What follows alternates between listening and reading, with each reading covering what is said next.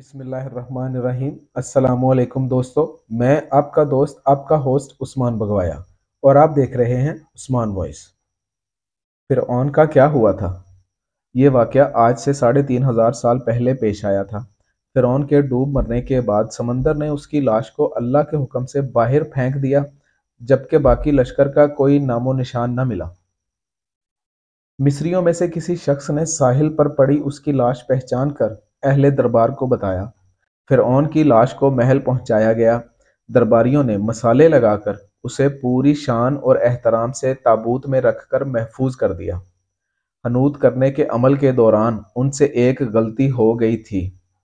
फिरऔन क्योंकि समंदर में डूबकर मरा था और मरने के बाद कुछ अरसा तक पानी में रहने की वजह से उसके जिस्म पर समुद्री नमकियात की एक तह जमी रह गई थी। मिस्रियों ने उसकी लाश पर नमकियात की वो तह उसी तरह रहने दी और उसे उसी तरह हनूत कर दिया। वक्त गुजरता रहा। जमीन व आसमान ने बहुत से इनकलाब देखे, जिनकी गर्द के नीचे सब कुछ छुप गया।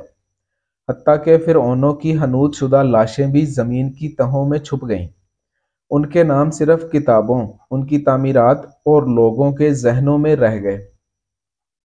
इस वाक़े के 2000 साल बाद इस दुनिया में अल्लाह के आखिरी नबी हज़रत मोहम्मद सल्लल्लाहु अलैहि वसल्लम तशरीफ़ लाए।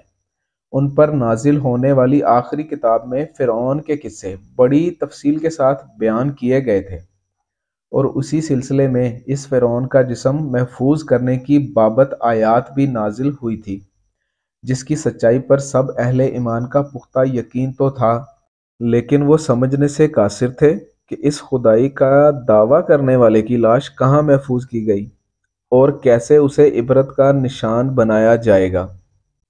1871 में मिस्र के एक शहर अल-गौरनिया से ताल्लुक़ रखने वाले गरीब और मामूली चोर अहमद अब्दुल रसूल को फ़िरऔनों की हनूत शुदा लाशों की तरफ जाने वाले खुफिया रास्ते तक रसाई मिल गई। अहमद अब्दुल रसूल नवादरात चोरी करके बेचा करता था। एक दिन वो दरियाए नील के किनारे के करीब तबेसा के मुकाम पर इसी सिलसिले में फिर रहा था, जब उसे एक खुफिया रास्ते का पता चला। वहां वो नवादरात की चोरी के लिए जगह खोद रहा था कि इसी दौरान उसे कुछ लोगों ने पकड़ लिया और पुलिस के हवाले कर दिया। वो जिस जगह को खोद रहा था वहां से मिलने वाले रास्ते की जब मुसलसल खुदाई की गई, 1891 को दूसरी मम्मियों के साथ उसी गर्क होने वाले फ़िरऔन की लाश भी मिल गई। उसके कफन पर सीने के मुकाम पर उसका नाम लिखा हुआ था। उन मम्मियों को माहिरीन काहिरा ले गए। जब उन मम्मियों का तफसील से जायजा लिया गया तो फ़िरऔन वाली मम्मी पर जमी नमकियात की तह से तस्दीक हो गई कि ये वही फ़िरऔन है जिसे अल्लाह ने पानी में गर्क करके बदतरीन अंजाम से हमकिनार किया था। ये बहुत बड़ा वाक़या था। इसकी तस्दीक के लिए दुनिया भर के माहिरीन आसारे कदीमा और साइंसदान मिस्र की तरफ उमड़ पड़े। मुख्तलिफ साइंसी टेस्ट करने के बाद दुनिया भर के साइंसदानों ने तस्दीक कर दी कि दूसरी सब लाशों की निस्बत सिर्फ फ़िरऔन की लाश पर ही समुद्री नमकियात की तह जमी हुई थी। इस तस्दीक के बाद उसे फ़िरऔन की लाश करार देकर अजायब घर में महफूज कर दिया गया। माहिरीन आसारे कदीमा और साइंसदान मिस्र की तरफ उमड़ पड़े। मुख्तलिफ साइंसी टेस्ट करने के बाद दुनिया भर के साइंसदानों ने तस्दीक कर दी कि दूसरी सब लाशों की निस्बत सिर्फ फ़िरऔन की लाश पर ही समुद्री नमकियात की तह जमी हुई थी। इस तस्दीक के बाद उसे फ़िरऔन की लाश करार देकर अजायब घर में महफूज कर दिया गया। फ़िरऔन की मम्मी ख़राब होने लगी तो उस वक्त की मिस्री हुकूमत ने फ्रांस की हुकूमत को दरख्वास्त की कि फ़िरऔन की मम्मी को ख़राब होने से बचाया जाए।